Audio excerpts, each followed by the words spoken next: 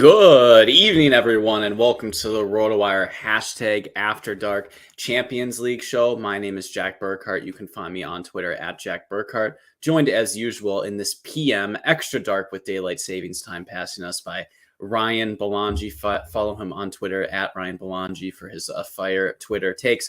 We are here to talk about the DraftKings 7-game Champions League slate that's happening on Tuesday, November 5th. And folks, I know it's what everyone is thinking about on Tuesday, November 5th. So Ryan and I are ready to dig deep and pick some winners for you.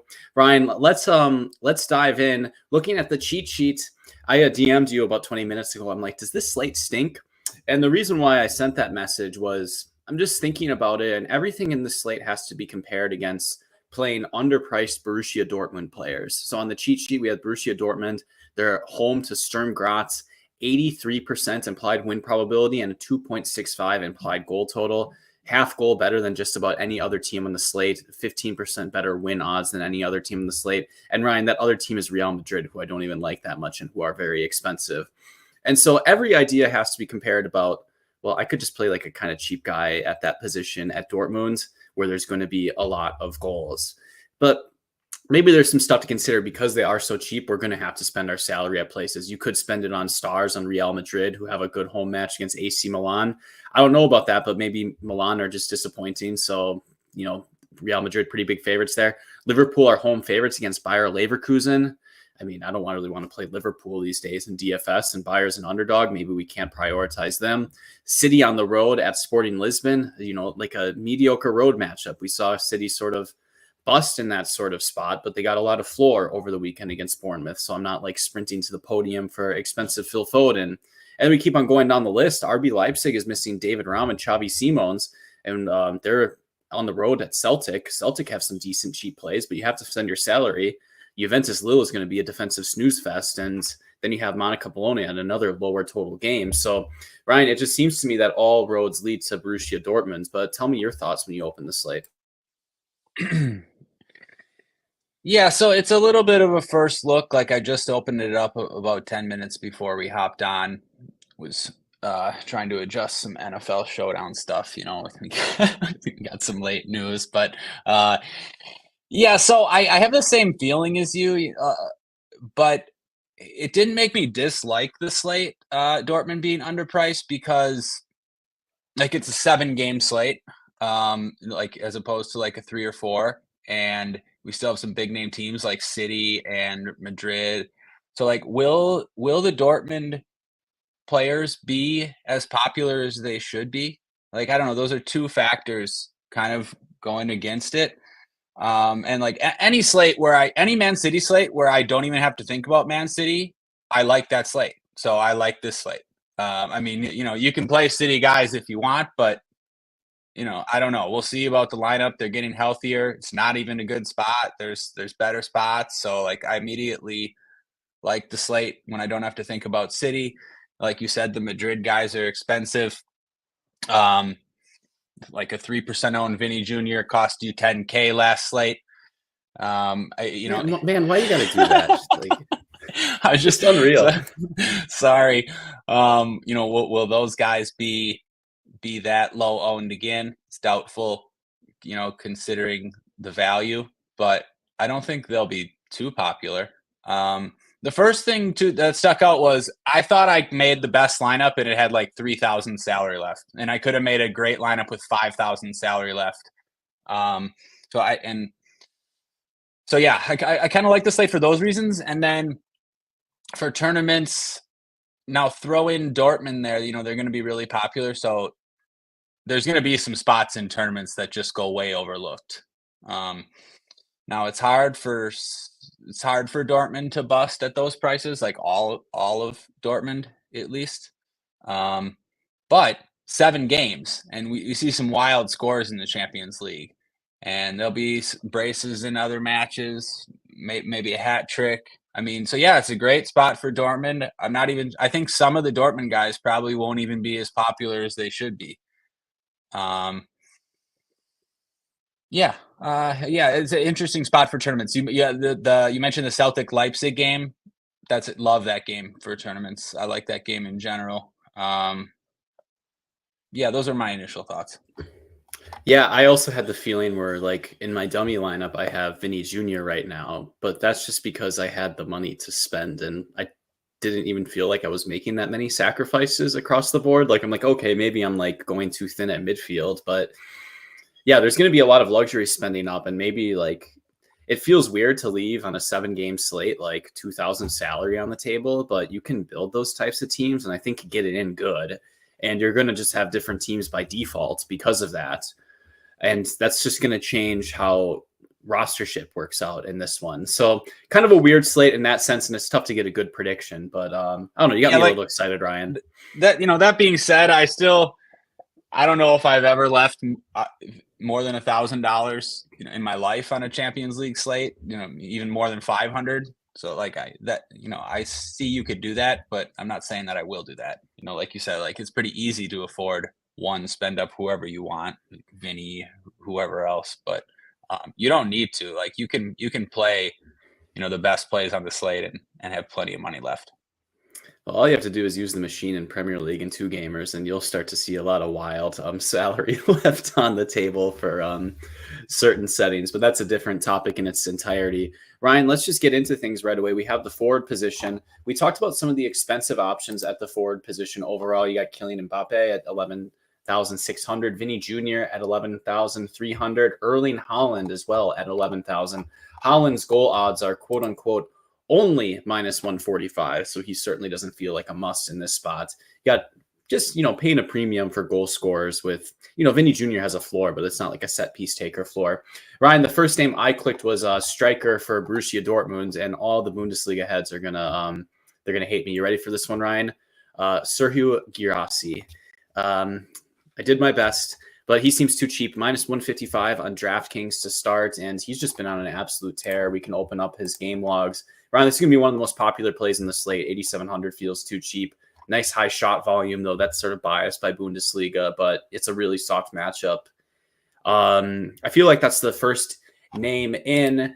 And then I think you can play other Dortmund forwards as well. Jamie Gittins is 6,900 and too cheap at the forward position. Feels like a good tournament play, especially if like people are just going to push up. That's a name that might go low owned in tournaments, Ryan. But give me your take on the forward position. Okay, yeah. Sorry, I was hoping you might not lead with those guys. Yeah. Okay, so maybe those guys will be pretty high owned. Garasi, yeah, he's. I wasn't sure that people were gonna click a center forward for 8,700 like first in like cash games especially. But yeah, I agree with you. He's in great form, and they have a pretty thin bench. And he's one of these world class strikers too. Every time I've seen him play, I think like, oh, I wouldn't mind him starting on Arsenal. Like he's that good. Um, so yeah, the matchup against Sturm Graz is about as good as it gets. 2.6 total for Dortmund, and then Gittins. Yeah, I've been a fan of him for a while. I played him as a sub even. I think I played him as a sub on Classic Slate when he was like 3,600 one time. But it's just the type of player I really like. And he's shown some ceiling games already. I remember he had a couple braces early on in the season. Yeah, I don't know. Like these Dortmund guys, they kind of propped up too because we'll see about the bench, but Adeyemi's out, Reyna's out, Sabitzer might be. I don't know. Like some of these guys are going to play 90 minutes. Like Milan will come on for one of them, but the other guys might go 90 minutes. So yeah, the Dortmund guys look pretty good. After that, for cash games at least, it's tough. Like you could go to a Madrid guy, you could go to Vinny. He's affordable. I mean, sorry, he's expensive, but you can afford him. I just don't know where you would go after that. Like you could go through the teams. Probably not going to play anyone on City in this spot, right? Like no one on Liverpool is a cash game play. Leipzig, on a different slate, the prices, but those two, they don't have set pieces or really floors, the Leipzig guys, but they are a little bit too cheap. Lille, Juventus, no, like there's no set pieces, I guess is the best way to put it. Like none of these forwards have set pieces. I think Rodrigo is actually going to start from what I've seen. But I also think Luka Modric is going to start. So Rodrigo probably. Yeah. So Modric, Rodrigo won't even. Yeah. Modric Rodrigo played only 20 minutes. We keep on screwing it up. Yeah, go ahead, Ryan. No. Rodrigo won't even have set pieces most likely. Modric has been starting all the Champions League games, and he didn't start last game, so pretty clear he's going to start this one. So yeah, I guess there's no set pieces at forward. I guess so. To circle back, now it makes sense why Guirassi's easily the first guy in. Yeah, he kind of sticks out like a sore thumb. It's not like we have PSG on this slate where we'd be like, well, you got to play Ousmane Dembele or something like that. So I feel like the other groups of games have more set pieces at their forward position, and maybe even Mo Salah. Like under Jurgen Klopp, Mo Salah would have had a bigger floor, but that's just not how they play anymore. Good tournament play at 9,800, to be completely honest, but yeah, not a priority. But I mean, I think a lot of people will end up on an expensive forward just because of how affordable it is. And as far as who's going to do well, I don't know. Like I would prefer Vinny Jr. to Kylian Mbappe, but flip a coin. That's like those decisions are so narrow. It's more was spending up correct in the first place, and you just beat those other teams by construction, and then hopefully you get the guy who bags a brace if Real Madrid even have a brace in them in this spot. Ryan, am I being too disrespectful to our Spanish champions here? Like I know the team has struggled a little bit to find its offensive cohesion, and they've put Mbappe into the squad and the attack hasn't worked out so well. I just don't. I think they're just an overrated team in this spot. But I don't know. Is there anything that you see? Like, do you think it's a pretty good matchup for them against this AC Milan squad? Like, it's important to get this right, I think. Yeah, it's important to get this right. In general, I agree with you about Madrid, but in recent seasons, we've seen this be a pretty good spot when elite teams get Milan. Milan just can't hang with these teams. I don't know how to say it, but sometimes when this matchup, it might be better than if Madrid were home against pick another team on this slate that you wouldn't think is as good as Milan. This spot might be better than that. Actually, I know that didn't really make sense, but it's like a low key good spot because you think it's like a matchup between two titans, but it's not. Milan can't hang here with Flora. You see it when they played Liverpool a few times in the last few years, they just got crushed. So yeah, it's a pretty good spot for Madrid. I wouldn't look at the AC Milan name and think it's a questionable spot. Yeah, and it's also Jack coming off that Barca game, it's a bigger spot. It's a more urgent spot. Yeah. Look, I am looking at the projected lineup, and I just see that my boy, Tottenham Hotspur legend Emerson Royale, is starting at right back. So is it Mbappe down the left, Ryan? I believe so, right? So perhaps I do have an opinion on this issue. Give me a little bit of Kylian Mbappe over Vinny Jr., though both are good plays. And Emerson Royale is just such a bad defender. Vinny will play. Vinny's best spot is on the left too. So I think I haven't watched the last couple Madrid games, but when I saw earlier, they were kind of switching, and Mbappe's still in the middle quite a bit, and Vinny drifts over to the left. I don't know. I wouldn't let that be a decider. I think Emerson's going to have his hands full with Vinny as well. Yeah, well, okay. They're both good. I keep on going back and forth, but they're both good. That is a legitimate game changer. I'm not even doing it as a meme. He's terrible. So at defending, you'll foul them. So yeah, they've been starting someone else there. They've been starting someone. I think the last two games they've been starting. He's a midfielder. He's midfield eligible. Terraciano. So we'll see.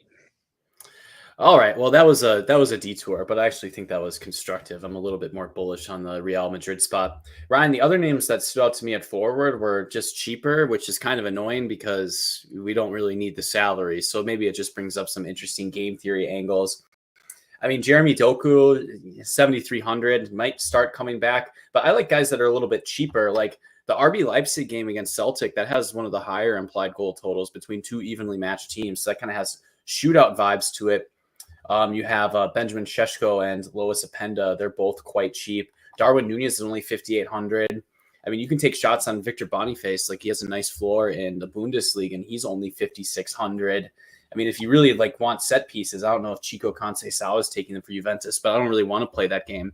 I mean, do you think that anyone is going to play these cheap forwards, Ryan? I guess maybe in a utility spot you could do it. Maybe instead of playing someone like Pascal Gross. So I just told myself how I'm going to do that. So when I say that now, these guys will probably get some ownership. But what do you think about the cheaper forwards?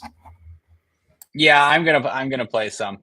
The guys you mentioned, I really like the Leipzig guys. I think both are too cheap. Openda's really impressed me. I mean, everybody knows I like Sesko, but Openda's been playing 90 like every game and close to breaking slates, just not happening. He's gonna score a brace one of these slates. Yeah, the forwards in that Liverpool game are too cheap. Definitely play them. Either one, too, actually. Normally, I wouldn't play a forward at Liverpool. Still don't like it. And I don't know, I don't know if I'll get there, but Boniface for 5,600 is too cheap. And this game there could be goals in this game. Like, this is Leverkusen. It reminds me, I was sort of surprised to see Liverpool with a total above 2 in this spot. But maybe it does have like pretty good chance to go back and forth. I don't, might be something to think about for tournaments. I don't think I don't want to play the forward or those guys in that Juventus Lille game, Jack. I mean, no, that's disgusting. It is. But it had. Yeah, no, I don't really want to do that. I was just thinking, the last two Juve games have produced goals and like a lot of floor. Especially, that last game, I remember you played the Juventus goalie, and Stuttgart had like 7 shots on goal in the first half and just like absolutely peppered Juventus. Juventus has a lot of guys out. I don't know. Might be okay, but I'll be looking for guys in it, I think better goal odds, I guess. Yeah, Darwin too cheap as well. Pascal Gross, yeah, that's going to be an interesting one. Especially if he starts at right back. I guess if you were building 20 lineups, I would consider maybe getting a Conceição share in there, because I don't think, a guy with a good floor roll is always a fine play on DraftKings at his price, especially if people aren't really going to want to click him. But like, by no means is he a priority. I think we addressed everything. Ryan, one thing you said that you were hesitant to play players on the road at Liverpool, especially on a Champions League night. I know Anfield has a great atmosphere, but we saw Liverpool kind of struggle over the weekend against a possession-oriented Brighton and Hove Albion squad. And Bayer Leverkusen, I feel like they have, a similar mindset. They want to play with possession, and they're probably going to be better at it than Brighton. So certainly more talented. So it makes me think that Leverkusen are actually fine in this spot. I mean, the Brighton floors over the weekend were good. Liverpool were playing a little bit more passively. I really don't mind targeting that in tournaments, especially if we get an ownership discount. No, me either. And Boniface is like a top 5 striker in the world. I mean, even better than Guirassy. You look at like Boniface has like $100 million valuation at a lot of places, like 5,600. Yeah, I agree. Like this is what. Yeah, I'm not like looking at Liverpool away and being like avoid, I guess. Yeah, it's elite player in a bad spot, but he's cheap, so I don't know why you can't. I would and on a team that can score goals, like. Yeah. So, any other final takes at forward, Ryan? I think that was actually a pretty constructive discussion. Yeah, no, I don't think so. Yeah. All right. Well, let's move on to the midfield position. We have expensive Phil Foden. People will play him. I mean, man, how good did Phil Foden run over the weekend, by the way, Ryan? Just like, I think he was on 5 points with 10 minutes left, and then he nearly, I nearly lost that slate because he got up to 20 on pure floor, just like getting shots on goal and shots assisted and crosses. But maybe it was stupid to fade him in the first place. Anyway, he's 10,500. Doesn't feel like a priority on this spot, but we just talked about how many cheap, interesting forwards there are to play, especially if you go Dortmund. So because position eligibility is back to single position eligibility, DK keeping us on our toes, that might keep Phil Foden's ownership and control. So I'm interested in that. And also he's just a good play, Ryan. Like we can say, oh, it's not the best spot, but certainly a player who can pay off that price tag. And he showed he can do it in multiple scripts. Otherwise, Ryan, I'm really not into the midfield only position, at least in the expensive range. Like Jude Bellingham, 8,200. Last year we were singing his praises, but the form's just not there. You know, he can get there against AC Milan, and maybe this is the spot to do it if people aren't going to be playing him. But I don't want to play Toon Koopmeyers. Florian Wirtz is a little bit expensive, near 8K, and he doesn't take as many set pieces as someone like Alex Grimaldo. And then it's kind of a busy and sort of dead mid-range from there. But what did you see in the top end of the midfield position? Yeah, Foden. I can pass on Foden. You know, you can afford him, and he's a fine play. I see 90 minutes in 3 straight games. I'm just gonna fade this spot for City. I like Sporting. I normally fade teams away to Sporting. I just, on a 7-game slate, I don't really need to get there. Like you said, he had 5 points with 10 minutes left or whatever when they were chasing the game. I mean, it's not a smash spot. I mean, yeah, I really like Foden, great player. But City are getting a little bit healthier. KDB was on the bench over the weekend. Goku's back. Fabinho's healthy. I don't think 90 minutes is guaranteed. I don't know. It's not a must, but you can play him if you want. I think Wirtz, like you said, maybe a little bit expensive, but that doesn't matter on this slate. You can almost not worry about price. So I think Wirtz is playable. Actually because of the fact that we don't have dual eligibility on this slate. It means someone like Wirtz is playable. If we did, then you wouldn't really be considering him, I don't think. But he took 6 corners last game. I know, Grimaldo's been taking more, but Wirtz takes some too. Usually plays 90, and obviously he's just like a great player, one of the best players in the world. After that, yeah, Pascal Gross would be lock if he starts at right back. That's going to be the first thing we look for, because I would like to fade Gross altogether. Like he wasn't even playing anymore until they had these injuries. Let me see. Yeah, he had been benched, really. You see, like hadn't gone longer than 60 minutes, subbed off at 45, then benched. Now they have a need at right back. Maybe. I don't know. I was looking trying to find news on Ryerson. Man, I would love to see Ryerson in the squad. But if not, if you're going to get 90 minutes of Gross, you can't fade that. I'm even like scared to fade that in tournaments. The matchup's just too good.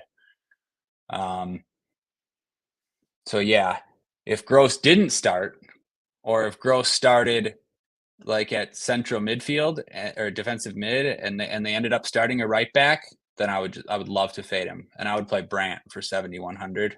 You can play Brandt no matter what, just because the matchup's so good. And Brandt will take the set pieces when Gross isn't there. Brandt's been playing 90. Their squad's thin. Like might be the first time ever I'm like touting Julian Brandt as just a good play no matter what, even without set pieces. He's a new man, our Ryan Belongia. He's even got a good open play forward, does Julian Brandt. So it seems like his role has evolved a little bit. He's got a little bit more freedom. Ryan, I was really intrigued by what you said about the positional eligibility and Florian Wirtz, especially with people perhaps playing cheaper set piece takers. So I know Arnie Engles is 4,900. He's been taking a ton of set pieces for Celtic lately.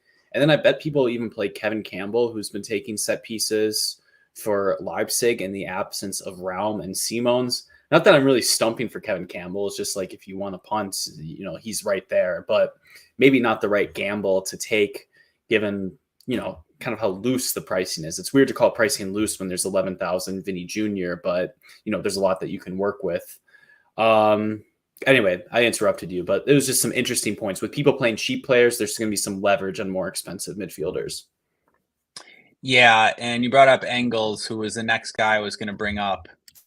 That's a big decision point, and that's really he's who I was talking about when I was talking about making lineups that leave 3-4K salary on the table. I think it's actually a pretty good spot, but you don't have to play him because of the prices. All I'll say is he's so much of a better play than Kevin Campbell. Like, just do not make that decision. You might think, oh, let me take the player from the favorite team, from the better team. I mean, Engles outscores Campbell like 9 out of 10 times tomorrow. I mean, Engles, I think, has penalties for Celtic too. It's just, and he's just a much more attacking player. I think I heard the announcers in week 1 say he's Celtic's transfer record player. Yeah, he's good. So. Every time I've seen him, he's Celtic paid some money for him. He's looked good. I mean, he's been getting subbed like earlier here and there a couple times recently. So I wouldn't he still could go 90 in this spot. But yeah, he's a good play.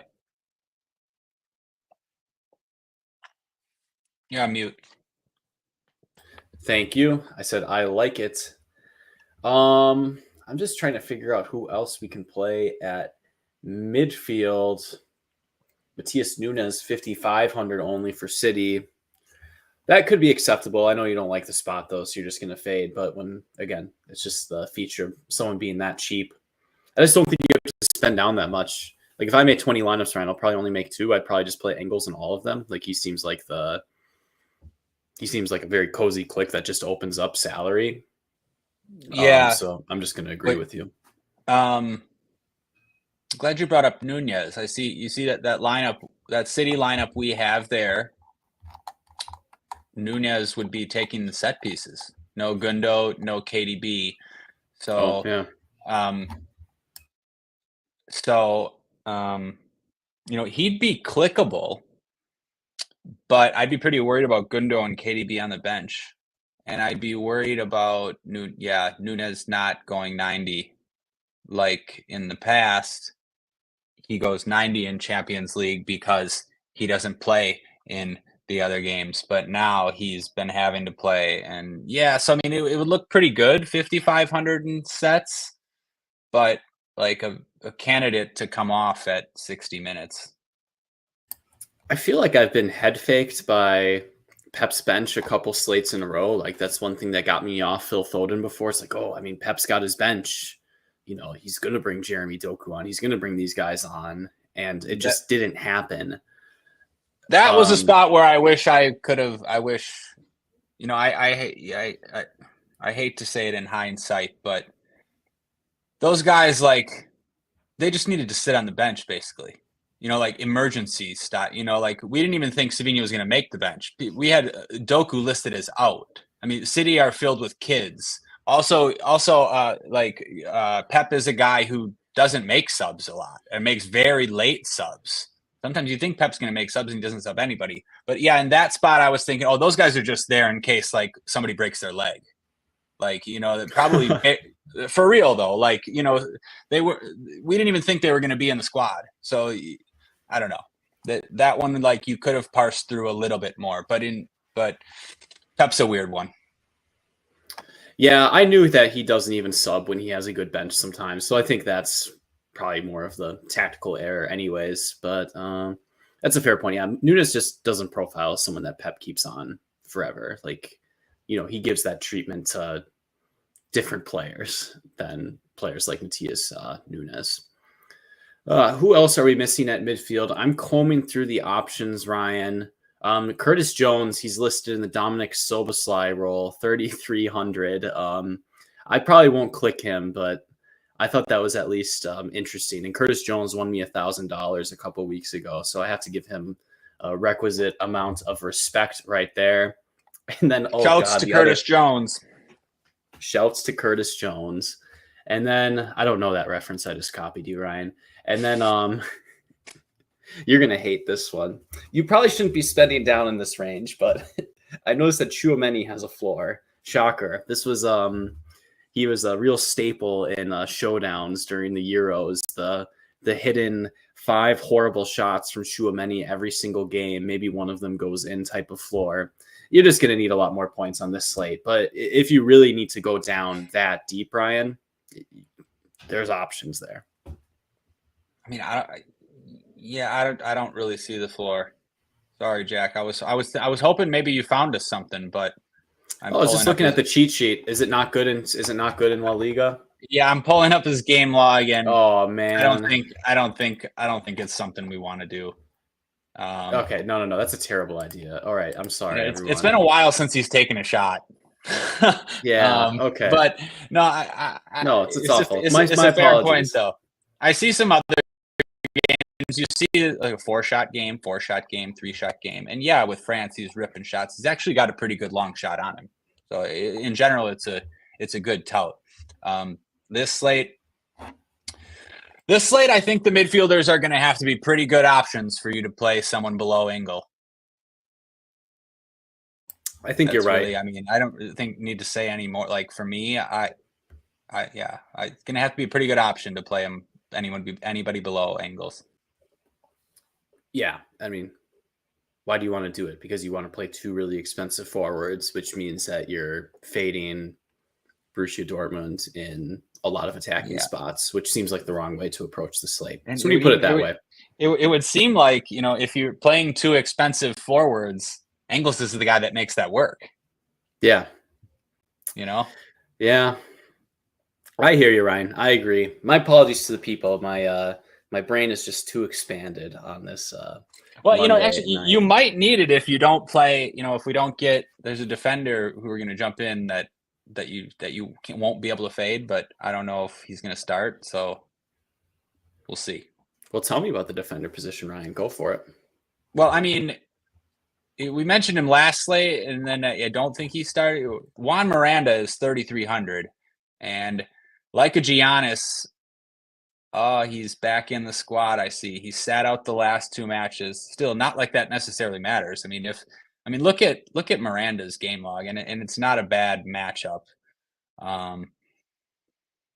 I would have a tough time fading that for 3,300. Guy who's going to take most of the set piece. I mean, what did he do last game? 15 crosses.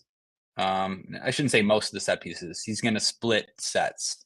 He'll take 29 floor points. Yeah, he'll take one side of the corners, but for 3,300, that's pretty good.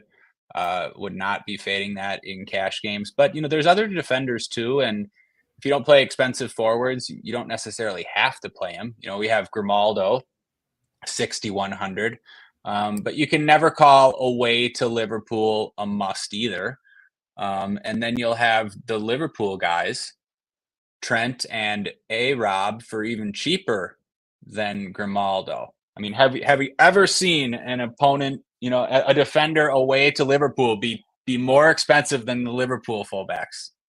Probably not. I mean, this is some lying big media type of stuff. It's not a lie, but we're just being like, well, okay, I guess Trent's cheaper than Grimaldo now. Folks, Trent is 6,000, while Grimaldo is 6,100. So let's call it the same, shall we, when we're talking about leaving a 10K on the table in our GPP teams. I do agree. It seems pretty crazy, but Grimaldo's role is just so good in open play. Like the way he plays on this team, he's just constantly firing and crosses, and he's got a lot of access to set pieces, and he'll shoot as well. My inclination was just to click him. I mean, I feel like I got away with it with Trent Alexander-Arnold over the weekends. He scored 18 floor, and you'll be excited about that. But if you look at his game logs, he had 8 tackles, a couple interceptions. It's just not there from the open play. And I feel like the defensive points, I don't know, that's very ethereal. That's very hard to grasp. I don't know how random it is. So I feel like we're giving Trent a lot of respect for his past work, and he does get it done, but is he going to get it done, Ryan, in this slate in particular, where there's probably going to be a lot of high scores? That's what I wonder. Yeah, and Trent's not the guy who's going to have sticky defensive stats. Um, yeah, I prefer Grimaldo, Jack. I don't know. It's close, but I prefer Grimaldo. I don't think I do too. it's rare in a direct matchup against Liverpool to prefer another fullback, but um, yeah, how do you not? Like these just the he has a higher floor. Yeah. More sets, like just more open play floor. Even in this matchup, like Leverkusen are a good team. I'm not worried too much about it. But he's not a lock, but but Trent's not either, and Robertson's not either, and there are no other ones. So like Grimaldo's still probably the best defender on the slate. Yeah, I mean, I'm just looking at Trent's game logs right now on the RotoWire tool. So RotoWire/soccer trial for 48 free trial tries out over the Champions League. You can look at the player's historic shots per 90. And, typically in the Jurgen Klopp stuff, like when Trent was at his peak, he's getting like 1.5, 2 shots per game in. So in 2013, 2 shots per 90 minutes. And then he's creating 2.6 chances per 90 minutes. And you're looking at 7 crosses. It's just been a very noticeable and significant drop over a reasonable sample with Arne Slot. He's taking 1 shot per 90 minutes played, 2 chances created, 5 crosses, less corners overall. The thing that we used to tell ourselves about Trent is like, oh, he can score a goal. But it just feels like that his open play role is not there for the team in that way. I don't know. I'm queuing up a legendary TAA performance with like a screamer free kick, but it just feels like a tough sell to me.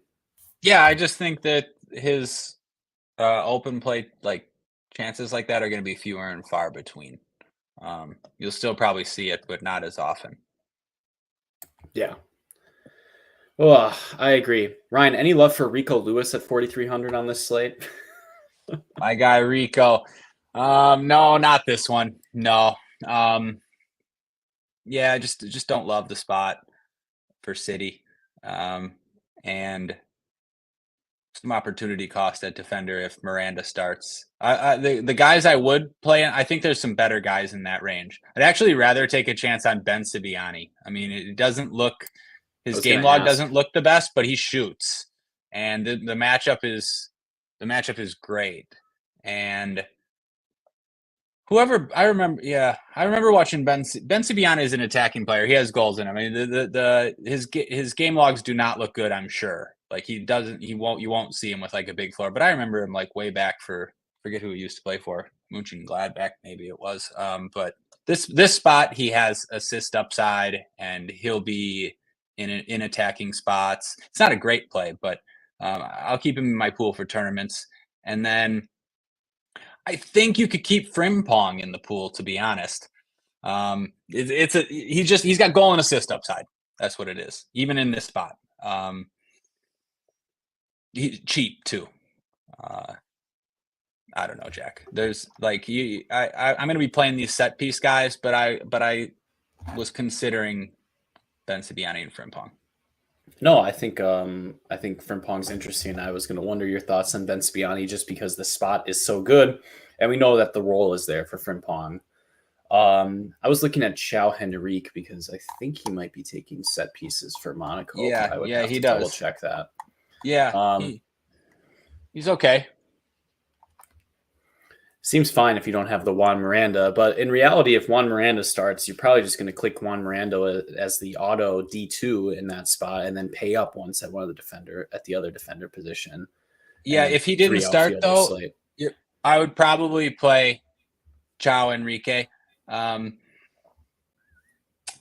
thing you don't really love is the minutes, but he's what he goes at least he seems to go 85 most of the time, but you see him get sub 77, 78. He almost never seems to go 90, but it's not really the end of the world as long as you're gonna get him into the 80s. So yeah, you got to keep him in the pool. Yeah, 80 minutes is the new 90 minutes. I agree on that. Should be good enough. And it looks like he has access to 12 points, which might be what you want from the he second does. And position. It's a pretty good matchup actually for Monaco too. It's not a bad matchup for Monaco, I should say. They're better than Bologna, And I think Bologna is the home team, and it's a toss-up. So Exactly right. When you see that, like that's something to look for. That's definitely something to look for on interleague slates too. Tip for people: you see these weird spots on interleague slates when like the road team is just like a really slight favorite when you don't know the teams. That's usually a good sign. giving away all the alpha, Ryan. It's usually a good sign. Save the interleague lobby. Yeah. Save everything, really, to be honest. I didn't want to be too pessimistic at the start of the show, Ryan, and people need to forgive me for being tangential. I really need Thanksgiving break badly with work, but like, it's just, oh, geez, where did my train of thought go? Oh, this is embarrassing. Ryan, what was I talking about? Oh, well, Jack, screw it. I was in space too. I actually have no idea. Holy smokes. I was out to lunch. I was reading Ozzy's comments and thinking if I wanted to scold him for telling us Doku's so good. Yeah, I was wondering that as well. Oh, Ryan, I was going to complain about the state of the soccer lobby. 5K to first in this Champions League slate, which is fine, like whatever. I'm probably not going to play too much in that contest. I work during the week, so I'll play 2 lineups that I like, not what I'm chasing, but just not a good sign for the health of the lobby overall. I'm sad. I was sad to see that. No, I was too. It's like the first Tuesday Champions League slate I can remember that doesn't have 10K to first. That's not a great sign. Yeah, and stuff isn't filling. Like people aren't entering these like 20 max $5 contests. People don't want to enter these like $8 GPPs. This is something you would hear our friend Jordan Cooper say, like, oh, just make the GPPs a little bit cheaper. And they kind of have, but then they cut off a good portion of the lobby, and it just seems like people, they don't want to enter a lot of lineups, even at lower price points. It's I don't know. What are you going to do about it? We're just crying over here.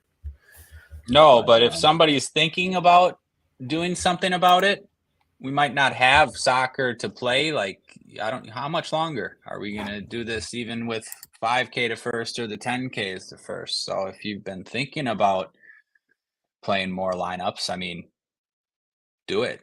You'll have time to save money next year when we don't play anymore. Yeah, and I think that's what I'm trying to do. And I think if you look at ownership in some of these bigger GPPs, I think there's people making mistakes. It's not efficient ownership to me. But come join us in Discord and you can hear me go on a rant about that and how I play well and lose anyway. That is the process, Ryan. Let's get goalkeeper out of the way. I can't even pretend that I thought about goalkeeper. Maybe I'll go with my boy Mattia Perrin on Juventus, the penalty save king, who helped me win my King of the Pitch ticket. But honestly, maybe you can just play a cheaper goalkeeper if you want against, one of these slightly favored teams. Just hope you get a little bit lucky. Oh, I got something. I got the symbols mixed up in my head. Yeah, Ryan, I don't know. Who do you like at goalkeeper? What's the construction taking you? Probably cheap. I mean, if I spent up, it'd be for the Dortmund keeper. I wouldn't want to play any of the other keepers. I don't play City keeper on the road. Wouldn't want to play any keepers at Sporting. Yeah, I don't want to play an expensive keeper against Leverkusen. I mean, so like pretty simple. I agree. Perrin for Juventus looks good. Either one of the Bologna, Monaco keepers. The Lille keeper's fine too. I think Gulashi has upside. Like, I like that game for tournaments, but if Celtic don't end up scoring, then like Gulashi's got the upside. So if maybe I could get up there in some tournament lineups.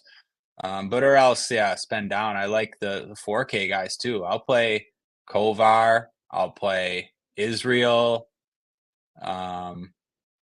Even Mannion will face a lot of shots, but I was drawing the line at Kovar. But I mean, you can go below that if you want. On Champions League slates, I'm usually trying to avoid the -6s or whatever. That's a good idea in all slates, to be completely honest. It feels like you're only paying 200 for meaningful win odds, so that's probably the right thing to do. But I just keep on thinking, but what if he goes full Mark Flecken and just gets a bunch of easy saves? Yeah, Madrid are Madrid are a good team to play keepers against. So I might end up with some Mannion. And then, of course, Dortmund are going to should pepper the Sturm Graz goal. I'm not going to do that, but obviously their keeper has a lot of save upside. Yeah, I agree with that 100%. It's goalkeeper and 14 teams, 7-game Champions League slate. So you probably just roll dice and have better luck than any of our analysis. Ryan, 45 minutes in. Efficient show, despite me forgetting what I was talking about for 2 minutes. We did pretty well. Any final thoughts for the people? Yeah, no, I don't think so. I'm scrolling through, seeing if I have any other tournament takes. I mean, it was a little hadn't really looked at the slate too much, so kind of all over the place, trying to figure out some stuff as we go. But no, yeah, pretty good breakdown. I would just say I think there's gonna be a lot of forwards that are there's gonna be good plays that are 5% owned that can score braces. I don't know. We just saw the last slate. Vinny Jr. was 3% owned. That was it. That was what he was, right? 3%. I mean, there's going to be matches that go completely overlooked, and the Champions League's wild. You just have to keep on bringing up the Vinny Jr. bit, don't you? Sorry. I mean, that was brutal. So I'm glad you didn't have to sweat it. At least you still won a King of the Pitch ticket, No, our friend Luis Pacheco would say I should have won more. Ryan, one name we didn't mention, Maximilian Bayer. I don't know too much about his game. 7,900, really good goal odds. I mean, he'll probably just be popular via the matchup, but yeah, Jack. Yeah, glad you brought him up. The reason I didn't mention him too is because I don't really know much about him. I'm not sure if I've ever seen him play, to be honest. I looked him up a little. I checked out his game log. Yeah, he had a good game last time out, scored. I mean, going to be playing in an attacking role. So just throw him in there with those Dortmund guys. I don't really know anything about him.